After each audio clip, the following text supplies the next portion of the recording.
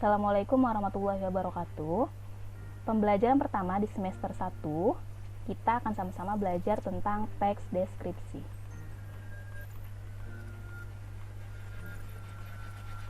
Kompetensi dasarnya dari segi pengetahuan mengidentifikasi informasi dalam teks deskripsi tentang objek, sekolah, tempat wisata, tempat bersejarah, dan atau suasana pentas seni daerah yang didengar dan dibaca. Kemudian, menelaah struktur dan kaidah kebahasaan dari teks deskripsi tentang objek, sekolah, tempat wisata, tempat bersejarah, dan atau suasana pentas seni daerah yang didengar dan dibaca. Sedangkan dari segi keterampilan, menentukan isi teks deskripsi tentang objek yang didengar dan dibaca. Menyajikan data, gagasan, kesan dalam bentuk teks deskripsi tentang objek secara tulis dan lisan dengan memperhatikan struktur kebahasaan baik secara lisan dan tulis.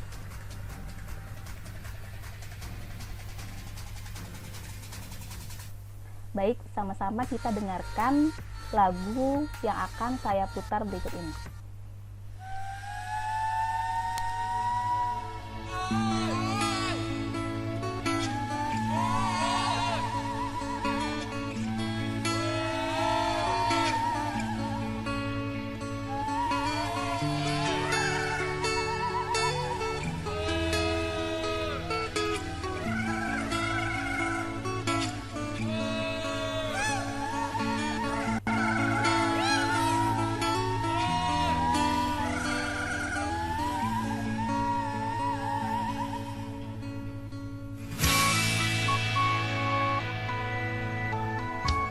Hamparan alam luas membentang di jagat khatulistiwa.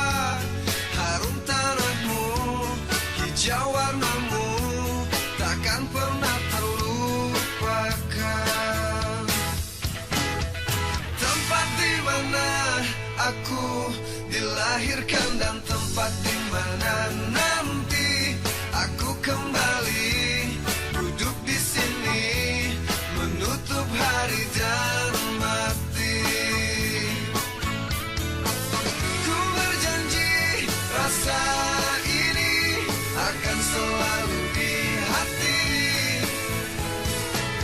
sampai suatu saat nanti ku akan tetap di sini.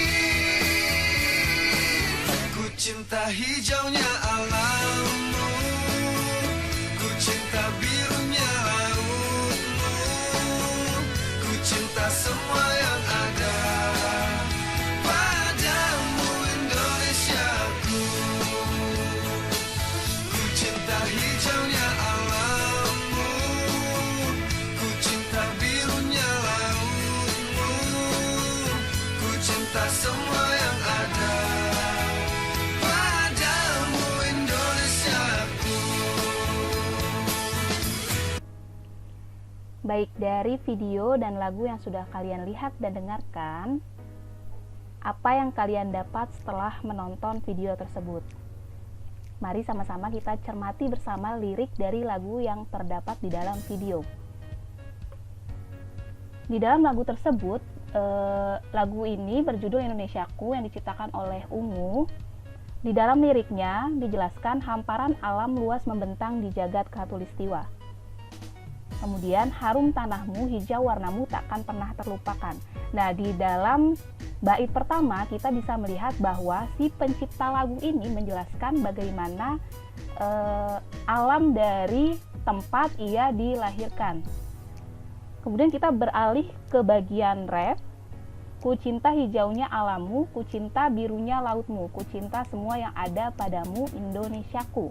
Nah, kita bisa melihat bahwa si pencipta lagu ini sangat mencintai tanah airnya. Tanah airnya berbentuk seperti apa?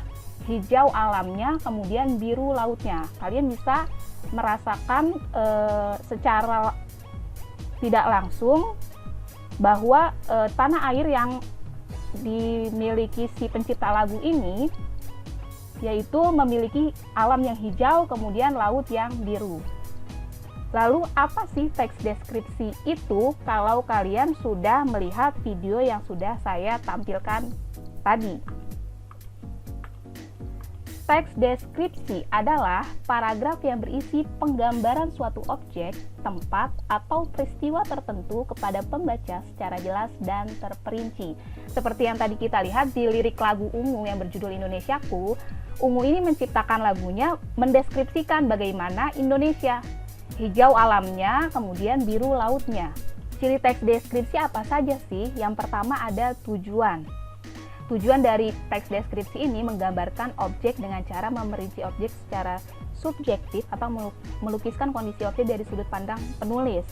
Kemudian, yang kedua, objek yang dideskripsikan. Nah, objek yang dideskripsikan di dalam teks deskripsi ini bersifat khusus.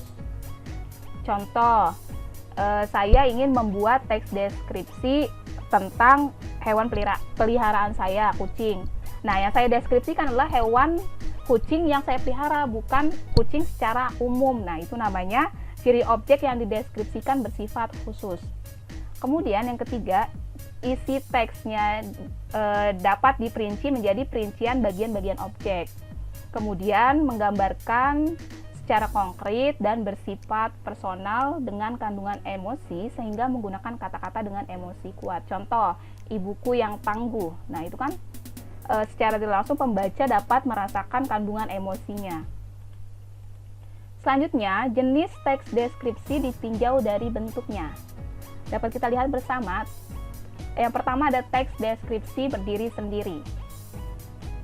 Kemudian yang kedua ada teks deskripsi yang menjadi bagian dari teks lain. Kalian bisa baca dan melihat perbedaan yang ditampilkan di teks pertama dan di teks kedua. Di dalam teks pertama, teks deskripsi berdiri sendiri dijelaskan mendeskripsikan kelinci, hewan kelinci. Kemudian di teks deskripsi yang kedua, teks deskripsi yang menjadi bagian teks lain bisa berupa cerpen, novel, lagu, dan lain-lain. Bisa kalian lihat di sini dikutip dari karya orang lain. Deskripsi ini diambil dari karya JRR. Nah, itu kalian bisa lihat. Nah, ini namanya teks deskripsi yang menjadi bagian dari teks lain. Selanjutnya ada jenis teks deskripsi dari objek yang dideskripsikan.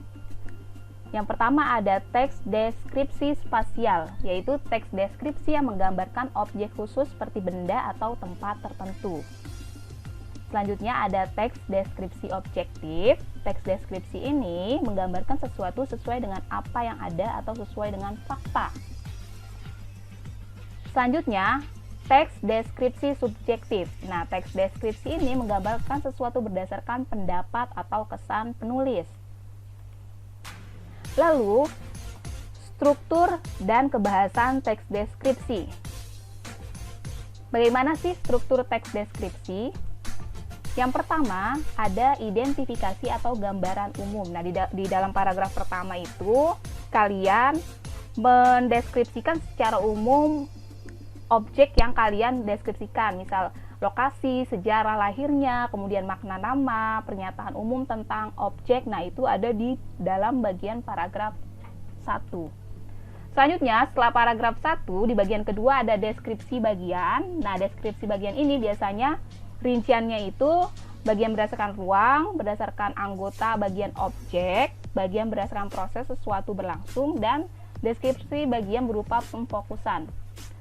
Selanjutnya, struktur yang ketiga ada simpulan atau kesan. Nah, ini ada di dalam akhir paragraf, berisi kesimpulan atau kesan penulis terhadap objek yang dideskripsikan. Selanjutnya, ada penggunaan bahasa teks deskripsi. Yang pertama, menggunakan kata-kata khusus. Nanti akan saya berikan contohnya. Kemudian yang kedua, menggunakan kalimat rincian. Yang ketiga, menggunakan kata sinonim. Yang keempat, menggunakan majas. Dan yang kelima, memunculkan kata ganti orang. Baik, sama-sama kita lihat menelaah penggunaan bahasa pada teks deskripsi. Yang pertama, penggunaan kalimat perincian untuk mengkonkretkan. Kalimatnya, ibuku orang yang sangat baik. Nah, ini kan kalau dibilang ibuku orang yang sangat baiknya dalam hal apa gitu kan? Sangat baik itu kan umum. Makanya dijelaskan di kalimat setelahnya, yaitu penggunaan kalimat perincian untuk mengkonkretkan. Dia berusaha menolong semua orang. Dia ramah dan tutur katanya lembut kepada siapa saja. Nah, itu namanya penggunaan kalimat perincian untuk mengongkritkan. Yang pertama ada kalimat secara umumnya, kemudian dirincikan lagi, baiknya dalam hal apa, seperti itu.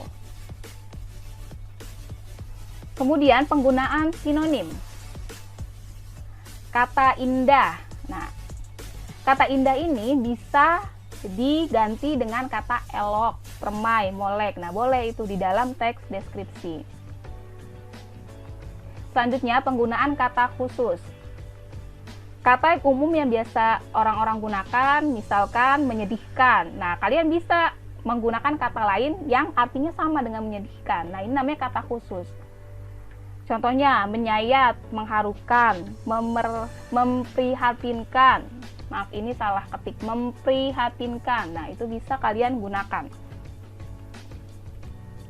Selanjutnya, penggunaan kata depan di dan huruf kapital. Nah, ini perlu kalian cermati karena ini akan digunakan terus selama kalian mempelajari bahasa Indonesia di Lombok, di Jakarta.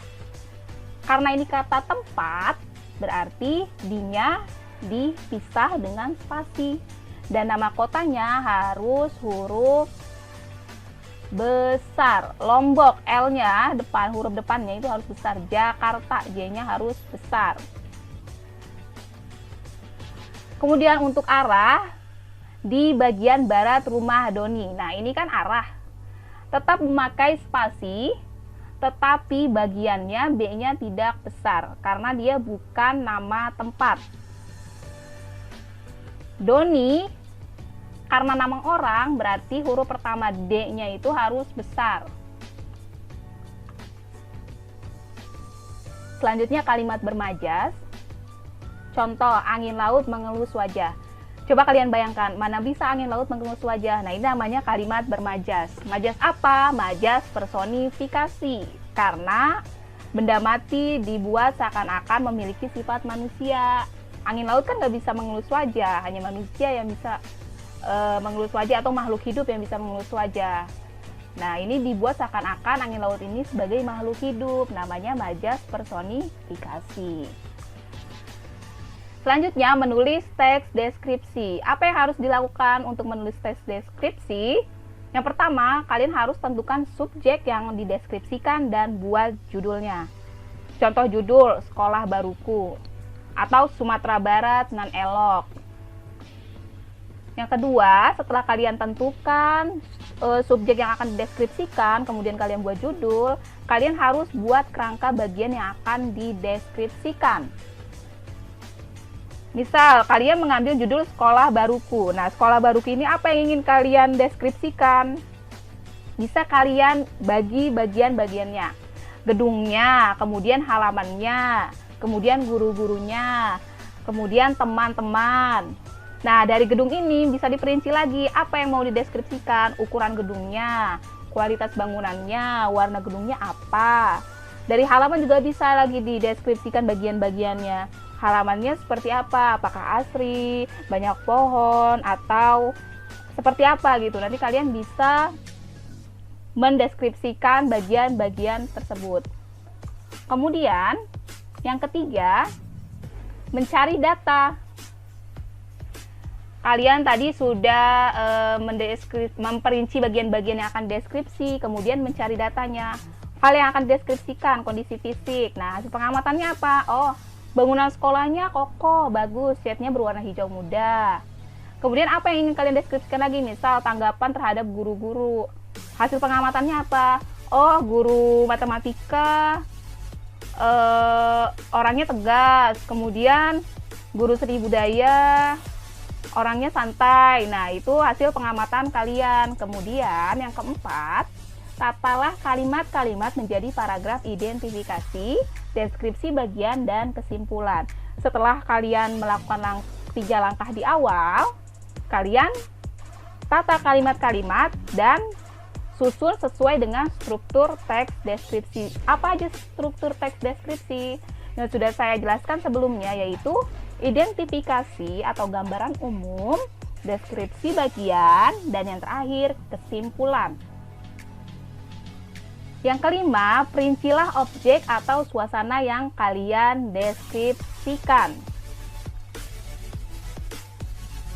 Demikian materi kali ini. Semoga kalian dapat memahami apa yang saya jelaskan. Terima kasih. Wassalamualaikum warahmatullahi wabarakatuh.